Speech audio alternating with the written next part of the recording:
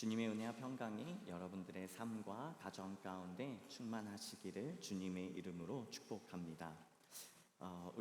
우리는 지난주에 십자가에 대한 말씀을 나누었습니다. 그래서 우리가 기독교 신앙이 깊어지기 위해서는 십자가를 경험해야 한다고 말씀을 드렸지요. 예수 그리스도의 십자가 앞에 설 때에 비로소 우리의 내면이 완전히 드러나기 때문입니다. 그래서 십자가는 단순히 기독교의 상징으로 지나지 않고 우리의 죄와 상처, 연약함을 마주하는 거룩한 거울이 됩니다. 그 십자가의 은혜와 능력 가운데 우리는 우리 자신의 신체를 보게 되고 우리의 아픔을 보게 되고 또 우리의 능력을 보게 되는 것이죠. 그러나 그 능력은 나에게서 오는 것이 아니라 예수 그리스도의 십자가 부활에 담긴 능력입니다. 특별히 예수 그리스도의 부활 사건과 그가 그리스도 메시아 구원자라는 이 복음의 소식을 머리로만 아니라 전인격적으로 하나님과의 관계를 통해 고백되는 것, 이것이 바로 십자가를 경험하는 것입니다. 이 십자가를 경험한 사람들이 있었습니다. 2000년 전에 저 예루살렘으로부터 시작되었는데요. 그들을 우리는 그리스도인들이라 부르고요. 오늘 본문에서도 성도라 말을 하고 있습니다. 이 사람들을 우리가 보통은 초기 그리스도 공동체라 부르는데요. 우리가 쉽게 초대교회라고 말을 하기도 합니다. 예수님의 죽음을 시작으로 이 신앙 공동체가 시작되었습니다. 모여서 하나님의 말씀을 나누고 예배를 드리고 또 떡을 떼는 이 성찬을 통해 이 공동체가 시작되었지요. 이 초대교회를 예수님의 죽음을 시작으로 기독교가 콘스탄티누스 대제 때 313년에 공인되기까지 이 기간을 초대교회 기간이라고 부릅니다. 누군가 제가 이제 한 목사님께서 이 교회사를 설명해 주면 좋겠다고 이야기했을 때 이 초대교회하고 종교개혁을 설명을 하고 싶다고 말씀을 드렸어요. 그러면서 제가 지은 제목이 뭐냐면요, 순종과 저항입니다. 이 순종과 저항이야말로 교회의 역사와 교회를 가장 잘 설명해주고 나타내어주는 단어라고 제가 생각했거든요. 제가 이 말을 하고 얼마나 뿌듯했는지 모릅니다. 네. 이렇게 순종과 저항이라는 이 두 단어로 이 2000년이 넘는 교회의 역사를 어떻게 설명할 수 있을까? 네. 같이 웃어주셔서 감사해요. 사실 제가 설교 본문에는 아무런 반응이 없을 줄 알고 저만 혼자 신난 것 같다고 제가 썼는데 제가 수정을 해야 될 것 같습니다. 네. 순종과 저항은 이 기독교 신앙을 보여주는 큰 특징입니다. 오늘 제목이 예수로 사는 인생이지만요, 사실 더 큰 의미에는 순종과 저항이라는 제목이 담겨져 있습니다. 제가 몇 주 동안 초대교회 이야기를 이 순종과 저항이라는 주제로 말씀을 나누려고 하는데요. 그 첫 번째가 바로 예수로 사는 인생입니다. 오늘 우리가 함께 읽은 이 본문은 초대교회의 특징을 아주 잘 나타내어 줍니다. 그 특징이 뭐예요? 매맞음, 갇힘, 난동, 수고로움, 자지 못함, 먹지 못함, 이러한 고난이 있고요. 또 무명한 자, 또 징계를 받는 자, 또 죽임을 당하고 근심하는 자, 가난한 자, 아무것도 없는 자, 이것이 사실 로마나 유대인들이 보는 기독교의 교회의 모습이었습니다. 그러나 십자가를 경험한 사람들에게 이 상황과 이 현실은 사실 큰 문제가 되지 않았습니다. 아무것도 가지지 않았어도 예수 그리스도로 인하여 충만하고, 잠을 자지 못하고 먹지 못해도 예수 그리스도로 인하여 피곤하지 아니하고 이미 배부름 가운데 배부름을 누리는 그 사실이 바로 초대교회의 특징이었습니다. 이 초대교회를 한번 제가 더 설명을 해보려고 합니다. 우리가 초대교회에 대해서 많이 이야기를 할 때 기적이 나타나고 성령의 역사가 충만한 교회다라고 보통 설명을 합니다. 틀린 말은 아니지만 초대교회 신앙을 더 정확하게 정리한다면 바로 그것은 순교의 신앙입니다. 순교가 어떤 말입니까? 바로 목숨을 바치는 신앙인 거죠. 유대 공동체는 사실 유대교를 중심으로 한 신앙 공동체이지만 더 중요한 것은 혈연으로 이루어진 가족 공동체입니다. 그러다 보니 처음 예수를 믿는 유대인들은 유대교의 신앙이 아닌 유대인 가족들을 포기해야만 했습니다. 어떤 사람들은 가족 때문에 이 신앙을 숨긴 사람들도 있고요. 어떤 집안은 아예 온 가족이 예수 그리스도를 믿는 신앙으로 회심하고 변화된 가족들도 있었습니다. 사실 이러한 일들은 이 초대교회만 있었던 것이 아니라 한국에서도 또 다른 지역에서도 처음 기독교 신앙을 믿는 분들에게 을에 있었던 일이기도 합니다. 가족과의 혹은 공동체 안에서 분란을 일으키지 않기 위해서 그 신앙을 숨겼던 거지요.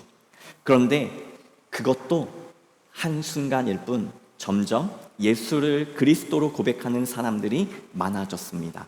결국 이 유대인 공동체는, 특히 유대의 지도자들은 이 그리스도인들을 경계하기 시작했습니다. 그리고 예수의 부활을 말하고 예수를 그리스도로 믿는 사람들을 이단으로 규정하면서 박해하기 시작했지요. 이 유대 지도자들과의 갈등과 그들의 박해가 사도행전에 잘 기록되어 있는데요. 사도행전 3장에 베드로와 야고보, 요한을 불러다가 그들을 협박하는 모습을 볼 수 있고요. 또 6장과 7장에서는 스데반 집사님이 순교를 읽을 수가 있습니다. 사실 유대교의 기독교 박해는 협박을 하고 감옥에 가두고 매를 때리는 것이 전부였습니다. 그런데 이 스데반 집사님의 순교에서는 죽임을 당하게, 심지어 돌로 쳐 죽이는 죽임을 당하게 되는데요. 그것은 바로 신성모독과 우상숭배 때문이었습니다. 유대인의 율법 중에 사람을 죽일 수 있는, 그러니까 사람을 죽여도 되는 형벌이 있는데 그것이 바로 우상숭배와 신성모독이었습니다. 유대 지도자들에게 기독교 신앙은 바로 이 신성모독과 우상숭배에 해당했기 때문에 돌로 스데반 집사님이 쳐 죽임을 당하게 된 것이지요. 그러나 우리가 이 본문들을 잘 읽어보면 스데반 집사님이 죽기 전에 이렇게 말을 했습니다. 주여, 이 죄를 그들에게 돌리지 마옵소서. 주 예수여, 내 영혼을 받아 주옵소서. 이렇게 말을 하면서 죽임을 당했지요. 누구나 죽임을 당한다는 건 두려움 가운데 있는 것입니다. 여러분들이 혹은 누군가의 임종을 지켜보신 분들이 계셨는지도 모르겠지만, 혹은 이제 한국에서는 죽음이나 장례 학교들이 발달돼서 유언을 작성해보는 시간들이 있는데요. 저도 한번 유언을 써본 적이 있어요. 근데 제가 유언을 썼는데 그 프로그램을 진행하신 사회자분이 저한테 이렇게 얘기하셨습니다. 별로 절박하지가 않다고. 죽는 사람의 유언은 매우 심플하고 간단하다고 말합니다. 그런데 제가 누구에게 이렇게 하고 싶은 말을 유언처럼 썼더니 그거는 유언이 아니라고 하시더라고요. 왜냐하면 죽음의 자리에서 그 사람이 마주하는 이 두려움은 살고 싶다는 말만 남지 다른 생각은 사실 남지 않는다고 합니다. 그런데 이 스데반은 살고 싶다는 생각이 아니라 오직 예수 그리스도를 생각하는 마음만 그의 죽음 가운데 있었습니다. 그리고 그는 고통과 아픔과 두려움이 아닌 평안과 여유로 오히려 자신을 죽이려고 하는 그 사람들을 향해 예수님이 말씀하신 것처럼 이 죄를 그들에게 돌리지 말라고 기도했고, 또 자신의 영혼을 받아달라고 선포하며 자신의 삶을 마쳤습니다. 그리고 이 자리에 사도 바울도 있었다고 기록하고 있지요. 그러니까 이 유대인들, 예수 그리스도를 믿는 이 유대인들에게는, 이 초대교회에게는 첫 번째로 유대인 공동체가 박해를 했고요. 그 두 번째로 우리가 잘 알고 있듯이 로마 제국의 박해입니다. 기독교 박해를 본격적으로 시작한 로마 황제는 바로 네로입니다. 우리가 잘 아는 인물입니다. 로마에 큰 불이 나서 민심도 안 좋은 상황에서 이 화재의 원인을 기독교인들로 지목해서 자신의 어떤 정치적인 위기를 벗어나려고 했었죠. 그리고 그렇게 기독교인들은 화형, 참수형, 맹수형이라는 잔인한 방법으로 죽임을 당했습니다. 한번 제가 준비한 그림을 한번 보시겠습니까? 이 그림을 보면요, 이제 이 그림은 스테반 집사님이 돌로 죽임을 당하는 장면이고요. 그 다음 장면에는 이제 십자가에 기독교인들을 매달아서 화형을 하거나 또 못 박아서 죽게 만드는 장면입니다. 더 잔인한 것은요, 이 시체를 절대 거두지 않는다는 것입니다. 새나 동물들이 와서 그 시체를 다 먹게 만든다는 거예요. 그만큼 로마가 기독교인들을 박해한 그 모습들은 정말 잔인했습니다. 우리가 이탈리아에 가서 콜로세움이라는 극장을 관광지로 방문하는데요, 사실 그곳에서 그 기독교인들이 얼마나 많이 죽었는지 모릅니다. 왜냐하면 전사라 불리는 군인들 혹은 사자나 맹수들을 그곳에 풀어놓고 기독교인들을 잡아먹게 했으니까요. 그것이 바로 기독교 박해의 모습입니다. 네로만 그런 것이 아닙니다. 이어지는 황제들이 도미티아누스, 프레아누스, 하드리아누스, 마르쿠스 아우렐리우스, septimius 세베루스, 막시미누스 스트락스, 데키우스, 발레리아누스, 그리고 디오클레티아누스 등 우리가 로마 역사에서 들어봤던 그 황제들이 다 기독교가 공인되기까지 그들의 신앙을 짓밟고 박해했습니다. 그러면 이 로마의 황제들은 왜 기독교의 신앙을 박해해야만 했을까요? 첫째로 기독교가 가진 유일신앙 때문이었습니다. 기독교는 오직 삼위일체 하나님만 섬기는 신앙을 가지고 있습니다. 그러나 다신교 신앙을 가지고 있었던 로마 사람들에게 이 유일신앙은 매우 이해할 수 없는 것이었고 용납할 수 없는 것이었습니다. 그 중에서도 황제 숭배는 모든 로마 시민들의 의무였습니다. 로마의 통치를 받고 있는 이 예루살렘과 유대 지역에 살고 있는 그리스도인들도 당연히 로마의 황제를 숭배해야만 했지요. 그러나 기독교인들은 이 황제 숭배를 거부하고 오직 유일한 하나님 여호와만 섬기기를 바랬습니다. 그러니 당연히 로마 제국 입장에서는 그들의 통치와 질서를 위협하며 심지어 반란을 일으킬 수 있다고 이 초대교회 공동체를 여겼던 것입니다. 그 이유로 초대교회를 박해했습니다. 두 번째 이유는 기독교의 사랑 때문이었습니다. 왜 사랑이 박해 이유가 됐을까요? 그것은 다른 것이 아니라 기독교는 사랑의 공동체로서 가난한 자뿐만 아니라 노예로 살고 있는 사람들까지도 형제 자매라고 부르며 그들을 존중해 주었고 또 그들을 높여 주었습니다. 이 기독교는 모든 사람이 직업이나 신분과 상관없이 하나님의 피조물이며 존귀하고 또 그 사람들을 용납해 주는 사랑의 정신을 가지고 있었던 것이죠.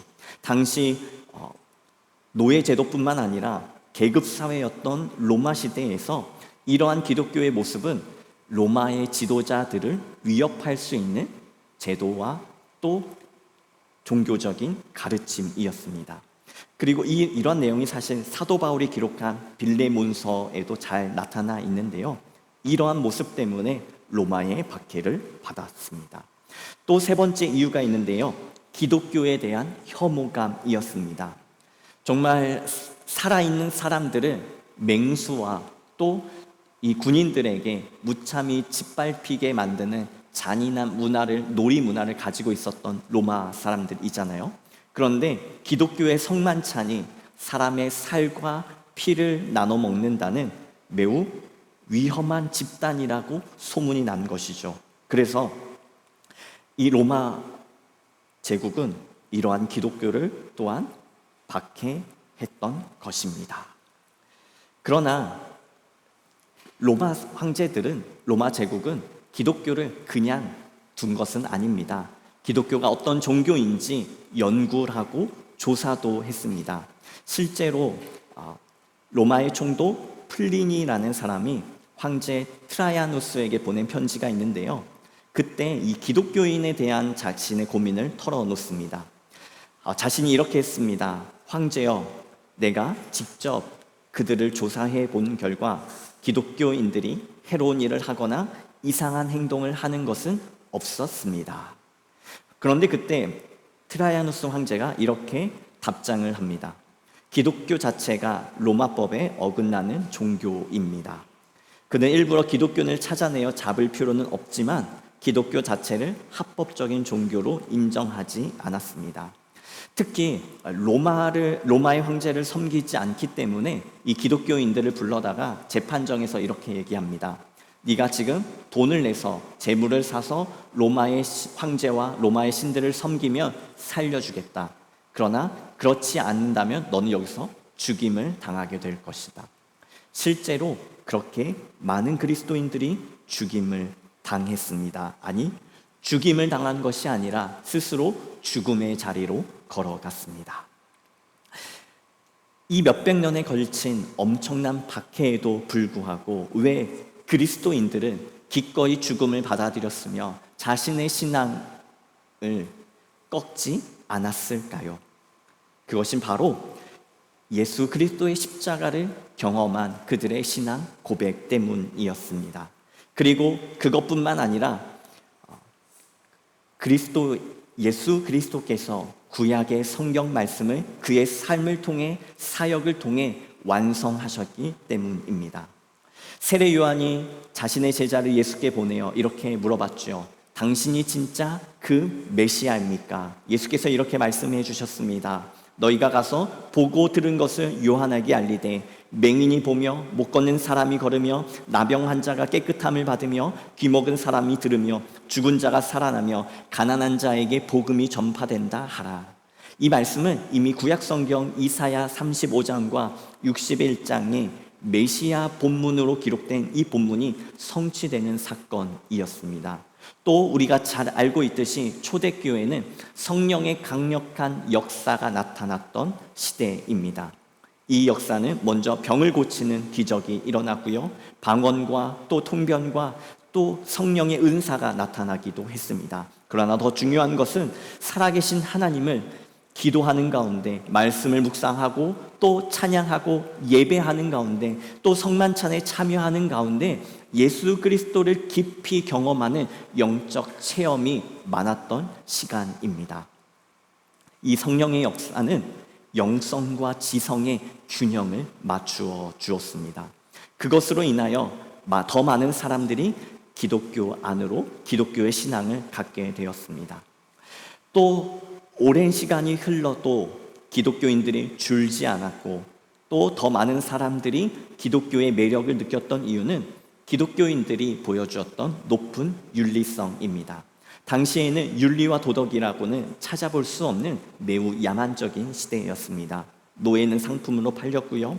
여성과 아이, 아픈 사람 등 사회적인 약자에 대한 보호도 없었습니다. 보호는커녕 오히려 그들을 힘들게 했지요.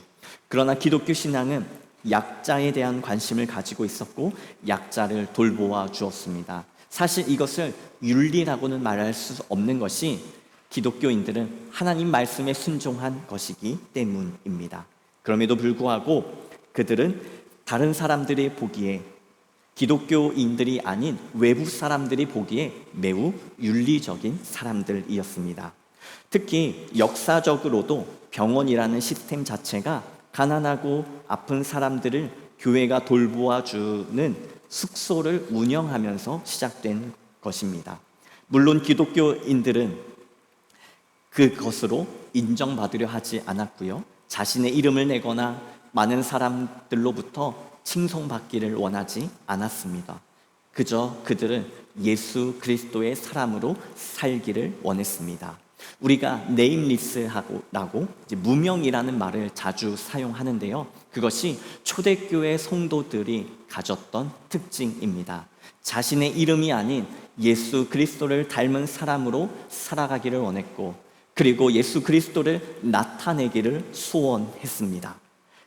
그래서 조금 전에 말씀드렸던 트라이아누스 황제의 편지처럼요, 기독교인들은 해로운 일을 하거나 이상한 행동을 하지 않았습니다. 오히려 그들은 기독교의 가르침으로 인하여, 그리고 말씀을 살아내는 그들의 생활로 인하여 많은 사람들의 존경을 받았습니다. 이를 통해 기독교 신앙은 엄청난 박해 상황에서도 사라지지 않았고 점점 더 많은 사람들이 기독교인이 되었던 것이지요. 유대인뿐만 아니라 점점 더 많은 헬라인들, 이방인들도 그 신앙을 갖게 된 것입니다. 그래서 기독교 신앙에, 그리스도를 믿는 이 신앙의 본질적인 힘은 바로 십자가, 예수 그리스도를 아는 지식에 있고 예수 그리스도를 경험하는 영적 능력에 있습니다.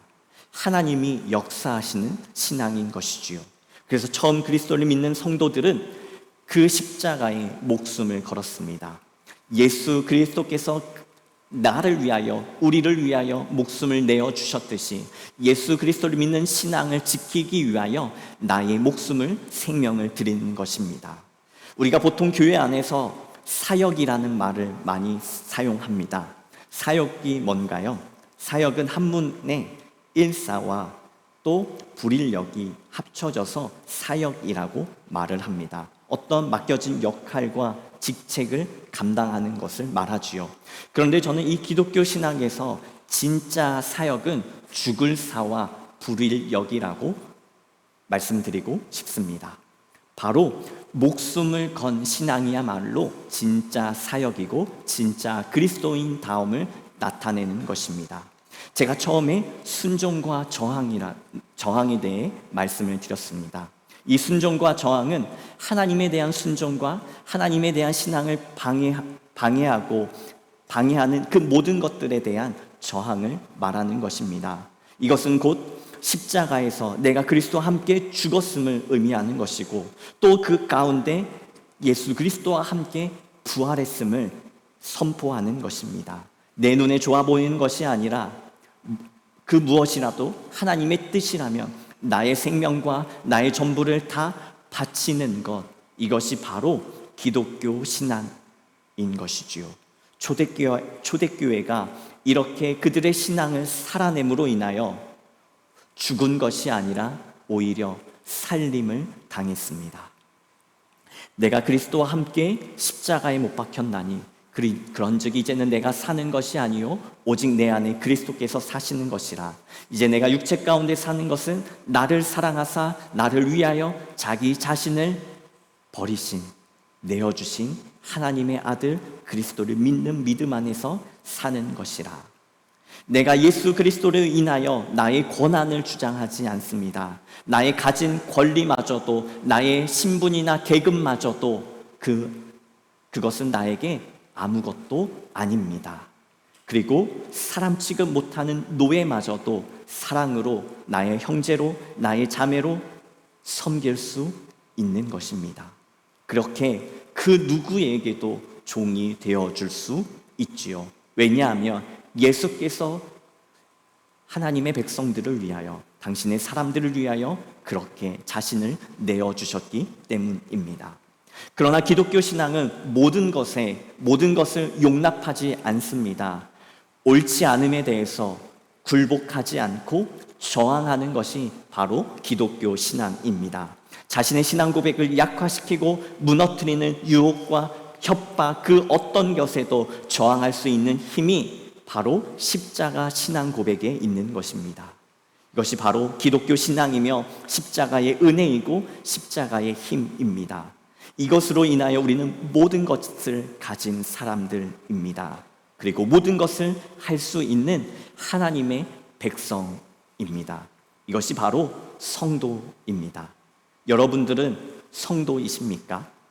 우리를 위해, 나를 위해 자기 자신을 버리신 하나님의 아들로 인하여 초대교회의 성도들과 같이 나의 모든 것을, 심지어 생명까지도 예수 그리스도의 이름 앞에 내어드릴 수 있는 진짜 성도로 살아가고 계십니까?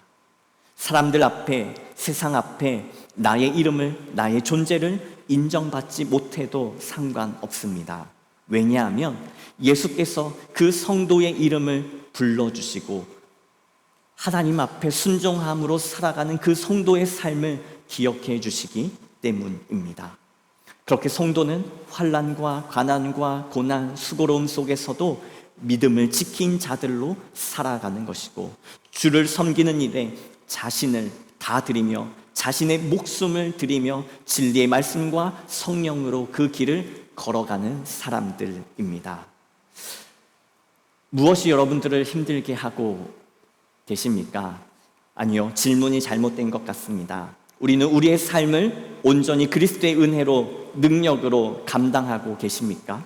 나를 억누르고 감히 한 걸음도 나아갈 수 없게 하는 나의 존재를 무너뜨리고 내 자신감을 사라지게 하고 내 이름을 없애는 나의 상황과 순간 가운데 피하고 싶은 이 자리 속에서, 그곳에서도 예수 그리스도의 이름으로 철저한 순종과 때로는 세상을 향한, 상황을 향한 저항으로 살아가고 계십니까? 성도처럼, 성도답게 예수 그리스도의 사랑으로요.